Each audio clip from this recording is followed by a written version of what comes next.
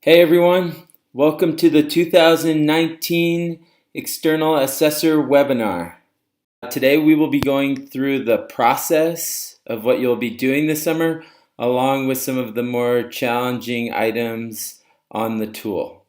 The Summer Quality Improvement Tool is made up of 21 different items. Each item we have defined as a priority area. The priority areas include some SEL practices and are separated into beginning, middle, and end of the session. The Summer Quality Improvement Tool is to be used to observe one instructor-led program offering. So now we are going to talk about the process for administering the tool this summer. All summer programs will run from June 11th until July 19th. The yellow boxes indicate days where there will be no students, with the exception of Generation Teach that will have students on July 5th. The first observation will happen the second week, giving sites the first week to adjust. Please schedule 30 minutes to an hour to meet with the site lead after the observation. The second observation will happen week 6, and again, please schedule 30 minutes to an hour after the observation to meet with the site lead. In weeks 3 through 5, sites will be implementing action plans, one of their action steps being to measure progress. The expectation of external assessors is to observe one program offering in week 2 and another program offering in week 6. Those can be different staff in week 2 and week 6, and if you want to observe more than one program offering, you're welcome to do so. Following the observation in week 2, you will be meeting with the site lead to create a summer improvement plan. The summer improvement plans are linked in the email with your site assignment. The summer improvement plans must be focused on at least one priority area and must include at least 2 action steps for the priority area. One of those action steps must measure progress. For each action step, staff should include what the action step is, when they plan to complete it, what the expected outcome is, who is involved in the process, what resources are needed, and for tracking purposes, what is the date of completion, and what is the progress made towards that goal. On the summer improvement plan, please fill out the site lead, priority area, and goal. When you click the priority area cell, there should be a drop-down of the different priority areas from the tool. Goal setting. Goal setting should be an easy process which should simply be plug and play. The goal should start with the time frame. For this project, I'm assuming most will read by the end of the summer. This will be followed by staff or program will. Now enter in the staff practice or program change that you would like to see. This can simply be the item from the tool. For this example, I used the priority area step-by-step instructions, which reads staff breaks difficult tasks into smaller, simpler steps for all youth. And now we will specify how often.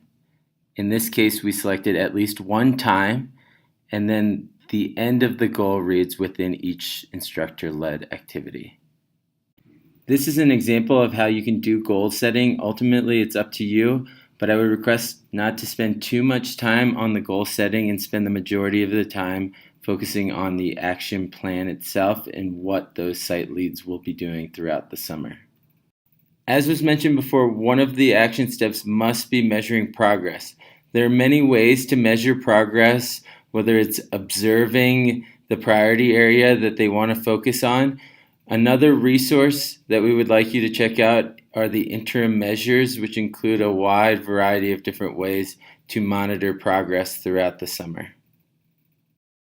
The last thing you will be doing with the observation is you will be entering the scores and evidence into a Google form. So here's a quick overview of the process. Right now, external assessors are being assigned.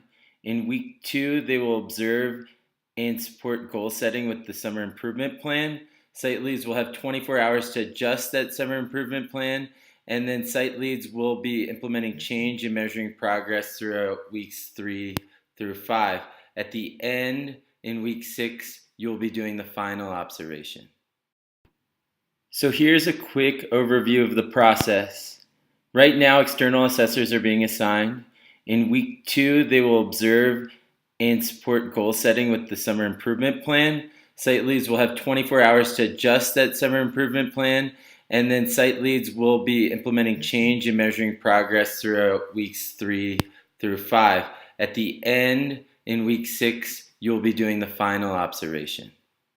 So that is the end of the first part of the webinar where we discussed the process. And now we're going to move into the second part, which is briefly discussing some of the items that you will find in the tool. The first priority area we're going to discuss is lesson objective.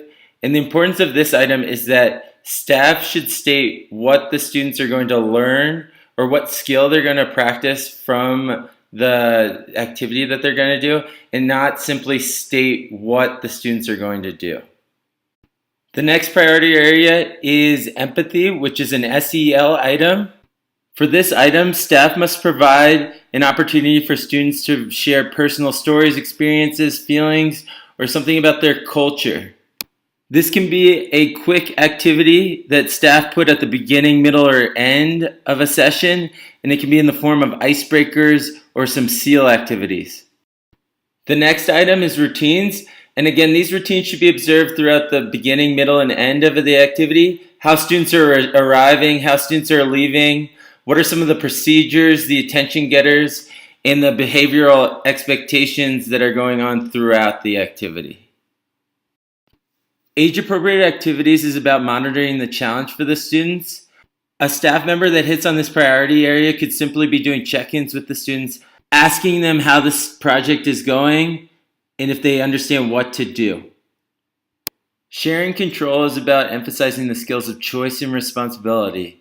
With that being said, staff should be allowed to set expectations within the activity if the students are getting off topic.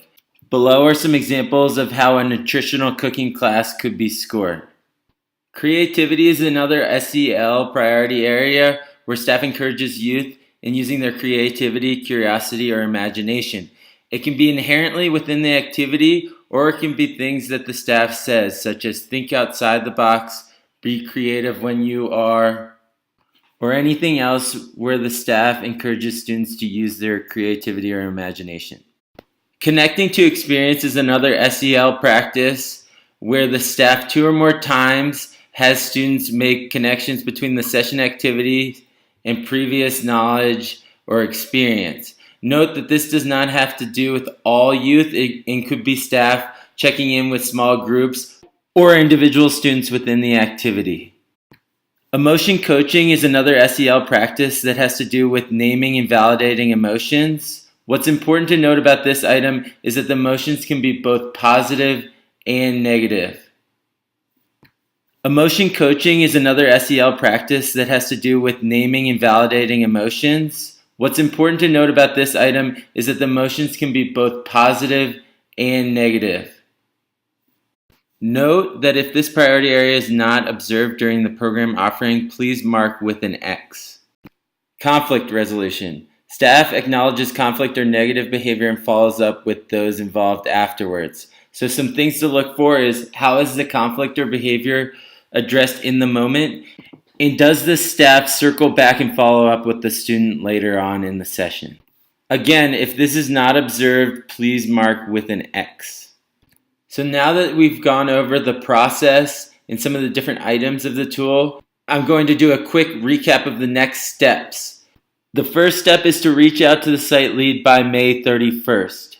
The second step is to schedule time for the observation in week 2. That is due by June 7th. The third step is to email me the dates and times of the instructor-led activity that you will be observing. The fourth step is to observe the program offering. Then you will create a summer improvement plan with the site lead and set a goal centered around one priority area with at least 2 action steps. The scores from your observation will then be entered into a Google form, and you will repeat steps 2 through 4 during your observation in week 6. You will again schedule 30 minutes to an hour to debrief with the site lead following the last observation. I hope the information today was presented clearly. If you have any questions, please reach out to me at the email listed above. Thanks.